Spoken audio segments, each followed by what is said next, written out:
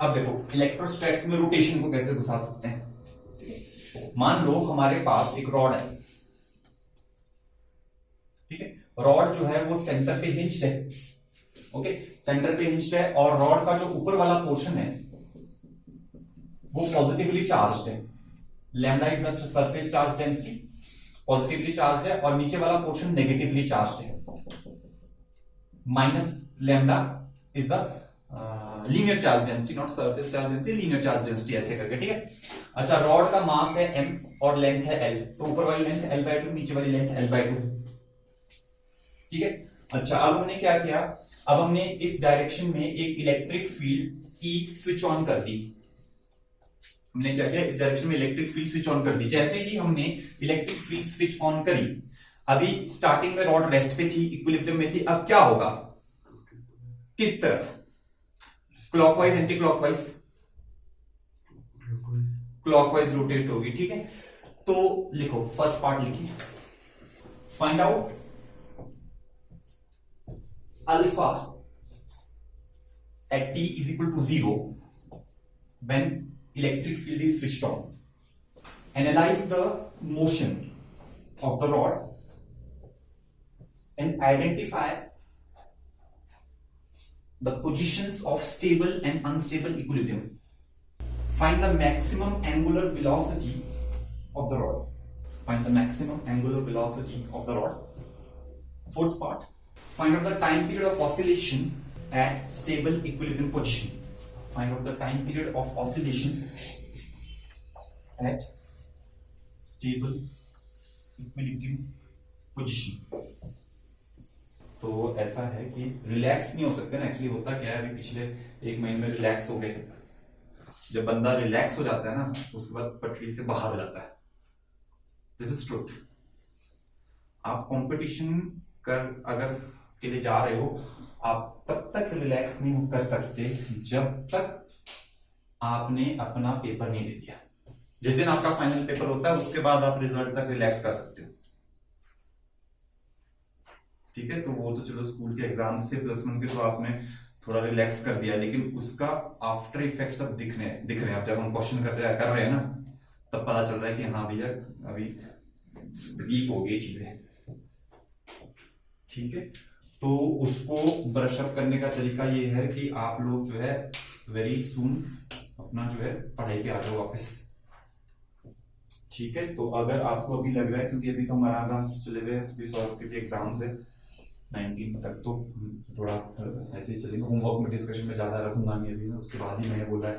तो आप जो है तब तक अपना +1 रिवाइज करो।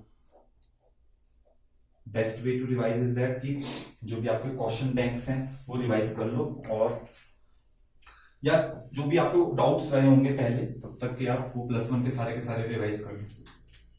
10-12 दिन है अभी पढ़े, नहीं 10-12 दिन तो आज 9th है ना, 19 तक के 10 ही दिन है, 10 दिन है, ठीक है।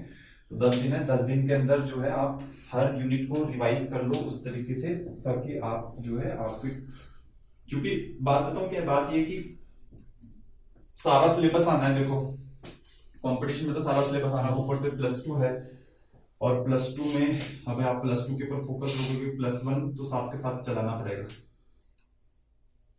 ठीक है। और +1 की चीजें भूल नहीं सकते, तो बहुत बेसिक चीजें भूल गए।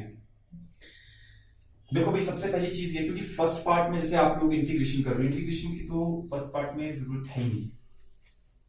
First part is very simple, you just write torque is equal to I into alpha. This is like this, ठीक है। जो आपका ये वाला पोर्शन है, इसके ऊपर पॉजिटिव चार्ज है, तो इसका जो सेंटर है, सेंटर का मतलब क्या हुआ, ये लेंथ तो l/2 है ना, यहाँ पे लेंथ कितनी हो जाएगी, l/4 हो जाएगी। तो यहाँ पर जो सेंटर है, कॉमन सेंस वाली बात है, यूनिफॉर्म चार्ज डिस्ट्रीब्यूशन है, वहां पर फोर्स लगेगा आगे की तरफ, कितना लगेगा, Q into E। वहां पर फोर्स कितना लगेगा, Q into E।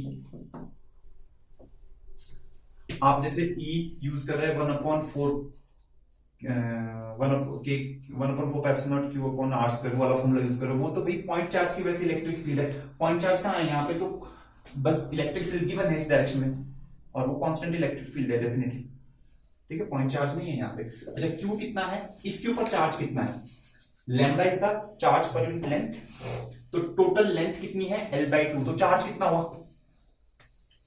चार्ज कितना हुआ बोलो, लैम्डा इंटू L/2, इतना चार्ज हुआ into electric field is this much. अच्छा, अब जो नेगेटिव चार्ज है, नेगेटिव चार्ज के ऊपर भी इतना ही फोर्स लगेगा, किस डायरेक्शन में लगेगा, ऑपोजिट डायरेक्शन में। क्यों, क्योंकि हमने कल लास्ट क्लास में हमने पढ़ा था ना कि पॉजिटिव चार्ज के ऊपर in the direction of electric field force लगता है, नेगेटिव चार्ज के ऊपर opposite direction of electric field force लगता है। तो इस डायरेक्शन में फोर्स लगेगा, कितना लगेगा, इतना ही लगेगा, lambda into L into E/2, और यहां से लेकर यहां तक का जो लेंथ रहेगा वो लेंथ रहेगा L/4। ये दोनों इक्वल एंड ऑपोजिट फोर्सेज है। Now what will happen is that now it will rotate, अब ये घूमेगा, ठीक है, नाउ इट विल रोटेट। तो ये कपल बन गया, देखो equal and opposite forces acting on a body, it forms a couple. तो कपल की वजह से टॉर्क क्या होता था, आइदर फोर्स, दोनों में से कोई एक फोर्स ले लो, लैम्डा L/2 इंटू E, दोनों में से एक फोर्स ले लिया, multiplied by distance between those two forces, उन दोनों फोर्सेस के बीच का डिस्टेंस, है ना। तो ये L/4 है, ये L/4 है, दोनों को ऐड कर दो, कितना हो जाएगा, L/2 हो जाएगा, तो ये हो जाएगा L/2 is equal to I। इसके बाद मोमेंट ऑफ इनर्शिया क्या होता है, जब रॉड इसके बाद रोटेट करेगी, इनिशियली पूछा है ना, अभी घुमाना नहीं है रॉड को, अभी तो इनिशियली पूछा है, इस समय मोमेंट ऑफ इनर्शिया कितना होगा, mL²/12 होता है इंटू अल्फा, बस इतना सा करना था। First part was very easy, इसमें सिर्फ इतना सा काम करना था और कुछ भी, ठीक है। यहां से सॉल्व कर लो, L² से L² कैंसिल, 2 2 4, 4 से यहां पे आ जाएगा 3, 3 यहां ले जाओ, ये आ जाएगा 3 lambda E/m। This is the initial angular acceleration, क्योंकि फर्स्ट पार्ट में उन्होंने क्या पूछा है, what is the initial angular acceleration, t is equal to 0 पे एंगुलर एक्सेलरेशन क्या होगी, that is what they have asked, ठीक है। So this is there, first part में हमारे पास ये आ गया। अच्छा, सेकंड पार्ट में क्या था, मैक्सिमम एंगुलर वेलोसिटी पूछा, अच्छा मोशन को एनालाइज करना है, एक्चुअली मोशन को एनालाइज करते हैं ना। देखो ऐसा होगा, अब ये घूमेगा, अच्छा जब ये घूमेगा थोड़ी देर के बाद क्या पोजीशन होगी, क्या सिचुएशन होगी, उसको देखते हैं। थोड़ी देर के बाद ऐसी सिचुएशन बन जाएगी, इधर पॉजिटिव चार्ज है, फोर्स इस तरफ को लग रहा होगा, यहां नेगेटिव चार्ज है, फोर्स इस तरफ को लग रहा होगा, इक्वल एंड ऑपोजिट फोर्सेस होंगे, लेकिन दोनों के बीच का जो डिस्टेंस है वो बदल गया, कम हो गया, दोनों के बीच का डिस्टेंस कम हो गया ना। तो अगर दोनों के बीच का डिस्टेंस कम हो गया तो टॉर्क कम हो जाएगा, टॉर्क भी कम हो जाएगा, इसका मतलब टॉर्क यहां पे वेरिएबल है, ठीक है। अच्छा, उसके बाद क्या होगा, उसके बाद ये और घूमेगा, घूमने के बाद ये जब जैसे ही हॉरिजॉन्टल हो जाएगा, मान लो ऐसे करके हो गया, हॉरिजॉन्टल हो गया रॉड अपना, 90 डिग्री से घूम गया, ठीक है जी। पॉजिटिव चार्ज यहां, तो यहां पे फोर्स लगेगा आगे की तरफ, और नेगेटिव चार्ज यहां पे फोर्स लगेगा पीछे की तरफ। अभी नेट टॉर्क क्या है, 0, नेट टॉर्क तो 0 आ गया, एंगुलर वेलोसिटी होगी, अभी रुकेगा नहीं, इट विल नॉट स्टॉप। क्यों, क्योंकि अभी ऊपर से आ रहा था, इसके पास एंगुलर वेलोसिटी है, रुकेगा नहीं, तो अब क्या आ जाएगा, नीचे चला जाएगा। जब नीचे चला जाएगा तो कैसी स्थिति हो जाएगी, ऐसी स्थिति हो जाएगी, जा रहा है आगे की तरफ, यहां पे ये पॉजिटिव चार्ज यहां आया, पॉजिटिव चार्ज यहां आया, इसके ऊपर फोर्स इस तरफ, और नेगेटिव चार्ज यहां गया, नेगेटिव चार्ज के ऊपर फोर्स इस तरफ, घूम रहा है क्लॉकवाइज, इन दोनों की वजह से एंटी क्लॉकवाइज टॉर्क लग रहा है, तो क्या हो जाएगा, रिटार्डेशन हो जाएगा, ठीक है। लेकिन ऐसे ऐसे करके घूमता जाएगा, यहां तक पहुंचेगा। जब यहां तक पहुंचेगा, मैंने कहने का मतलब क्या है कि पॉजिटिव चार्ज नीचे पहुंच गया और नेगेटिव चार्ज ऊपर, कितने एंगल से घूम गया जी बोलो, 180 डिग्री से एंगल से घूम गया, सेंटर पे क्या हिंज्ड है। देखो मैंने आपको पहले ही समझाया है फिजिक्स में, what is very important is your analysis. फॉर्मूले के चक्करों में मत पड़ा करो, पहले डेप्थ में सोचो सही क्या हो रहा है, उसके बाद आगे जाओ। हमारे को कोई जल्दबाजी नहीं है आंसर निकालने की, आप कम क्वेश्चन भी सॉल्व करोगे चलेगा, लेकिन जितने भी करो अच्छे ढंग से, आपकी तसल्ली होनी चाहिए कि नहीं अच्छे ढंग से किया सॉल्व। अब जो है यहां पर यहां पे पहुंच गए, अब फोर्स इस तरफ लग रहा है और ये फोर्स इस तरफ लग रहा है, पॉजिटिव के ऊपर आगे की तरफ। ये फोर्स हमेशा ही कांस्टेंट है, ये फोर्स कांस्टेंट है। अब ये एंटी क्लॉकवाइज घूमने लग जाएगा, क्योंकि ये यहां से ऐसे करके था ना, पहले रॉड ऐसे था, यहां से ऐसे करके आया, फिर नीचे को जाके रुका, रुकने के बाद एंटी क्लॉकवाइज वैसे आएगा, फिर ऊपर जाएगा। ठीक है, अब एंटी क्लॉकवाइज ऐसे करके यहां आएगा, ऊपर जाएगा, फिर ऊपर जाके रुकेगा। मतलब बेसिकली मोशन कैसा होगा उसको एनालाइज करो। ऐसे था, यहां से नीचे आया, रुका, रुकने के बाद यहां से ऐसे आया, ऐसे आया, फिर वापस ऐसे आया, फिर वापस ऐसे आया। ऐसे ऐसे करके ये ऊपर नीचे चलने लग जाएगा, ऑसिलेटरी मोशन करेगा।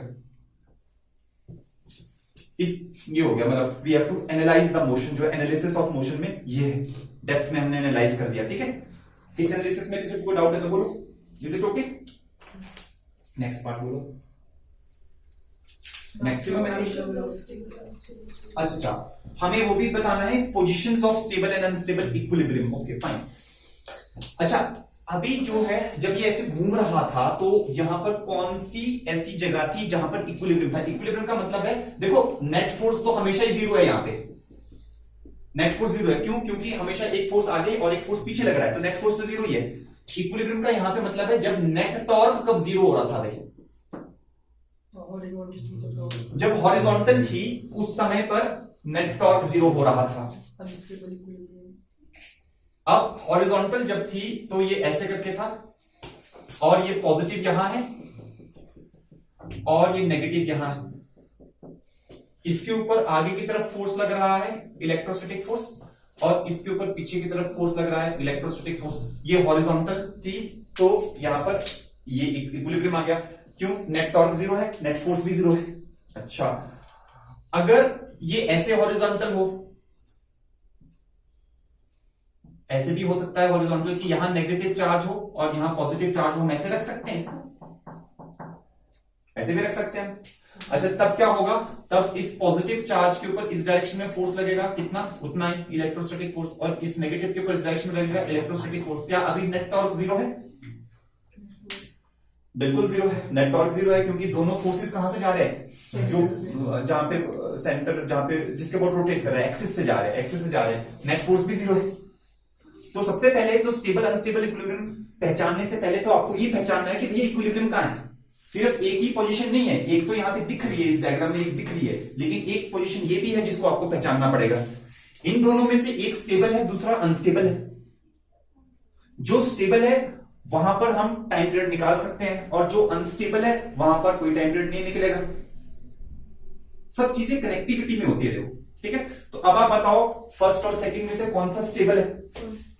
फर्स्ट स्टेबल, सेकंड अनस्टेबल है। कैसे पता लगा? थोड़ा सा हिलाओ, बिल्कुल ठीक है ना। तो थोड़ा सा इसको हिला दो किसी भी डायरेक्शन में, मान लो थोड़ा सा इधर हिला दो, थोड़ा सा इधर हिलाया, एंटी क्लॉकवाइज डायरेक्शन में हिलाया तो फोर्स इस तरफ लगेगा और ये वाला फोर्स इस तरफ लगेगा। आपने एंटी क्लॉकवाइज हिलाया और ये क्लॉकवाइज वापस आ जाएगा, तो डेफिनेटली स्टेबल इक्विलिब्रियम है। लेकिन अगर आपने इसको हिलाया ना तो वापस नहीं आएगा। देखो, थोड़ा सा इसको ऊपर हिलाया, फोर्स इस तरफ लगा और इसमें फोर्स इस तरफ लगा, और ये ऐसे करके पूरा ही घूम जाएगा। Are you understanding this thing? ठीक है, तो ये अनस्टेबल इक्विलिब्रियम है। तो यहां पर क्या है? स्टेबल अनस्टेबल इक्विलिब्रियम के डायग्राम्स बनाने हैं। अच्छा, बोर्ड्स में आते हैं स्टेबल एंड अनस्टेबल इक्विलिब्रियम के क्वेश्चंस। अभी आगे चलते एक आर्टिकल है इलेक्ट्रिक डायपोल मोमेंट, वहां पे बोर्ड्स में आए थे। आजकल बोर्ड का पेपर भी अच्छा आ रहा है, ठीक है ना, इट्स नॉट वेरी इजी। ठीक है, तो यहां पर ये अनस्टेबल अनस्टेबल इक्विलिब्रियम के क्वेश्चन है, लिख लो, दोनों डायग्राम्स बना लो, स्टेबल अनस्टेबल इक्विलिब्रियम। फिर नेक्स्ट पार्ट के बारे में सोचो।